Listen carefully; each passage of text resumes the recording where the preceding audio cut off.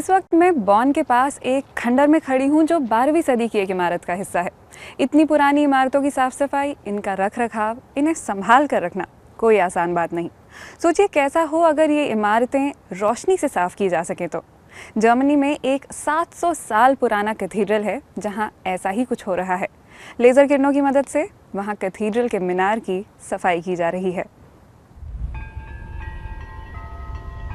German शहर उल्म में दुनिया का सबसे ऊंचा कैथीड्रल, 161 मीटर ऊंचे चर्च में साफ सफाई आसान नहीं। चूना पत्थर से बने चर्च की सफाई रासायनिक घोल से हो रही थी, लेकिन इससे पत्थर की परतें भी कट रही थीं। अब लेजर तकनीक से काम कर रहे टॉर्च जैसे उपकरण का इस्तेमाल हो रहा है। ये पत्थरों को नुकसान नहीं पहुंचाते, सिर्फ धूल और काई जैसी गंदगी हटाते हैं। करीब 35 लाख रुपए के उपकरण से सफाई में वक्त काफी लगता है, पर विशेषज्ञ इसके लिए तैयार हैं।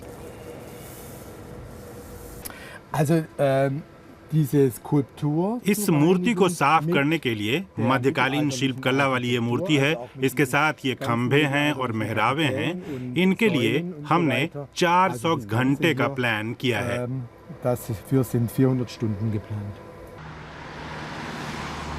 जर्मन शहर आखन की सिर्फ 15 साल पुरानी एक कंपनी ने इस उपकरण को तैयार किया है। लेजर से सफाई एक नई तकनीक है जिससे ऐतिहासिक इमारतें ज्यादा साफ हो सकती हैं। इसके अलावा बेकिंग और कार उद्योग को भी लेजर से फायदा हो रहा है। सबसे बड़ा फायदा तो यह है कि रसायनों का इस्तेमाल बंद किया जा सकता है। हमें घिसने वाले पदार्थ और सफाई के रसायन नहीं खरीदने पड़ते, हम केवल किरणों से सफाई करते हैं। लेजर टॉर्च कंपनी के लिए सफलता का एक उम्दा फॉर्मूला है। पिछले साल कंपनी ने 1 करोड़ यूरो कमाए। सफाई वाले ये उपकरण ज्यादातर एशिया और उत्तरी अमेरिका में बिकते हैं। इस साल कंपनी पिछले साल से कहीं ज्यादा उपकरण बेच चुकी है।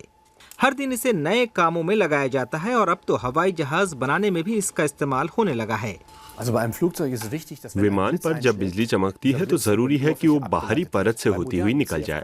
नए जहाज की बॉडी कार्बन फाइबर से बनती है जो धातु नहीं है। ऐसे जहाजों में तांबे का एक लाइटनिंग कंडक्टर होता है और लेजर टॉर्च के जरिए विमान के अलग अलग हिस्सों को इस कंडक्टर से जोड़ा जा सकता है। उल्म के चर्च को साफ करने के लिए एक और लेजर टॉर्च लाने की बात चल रही है।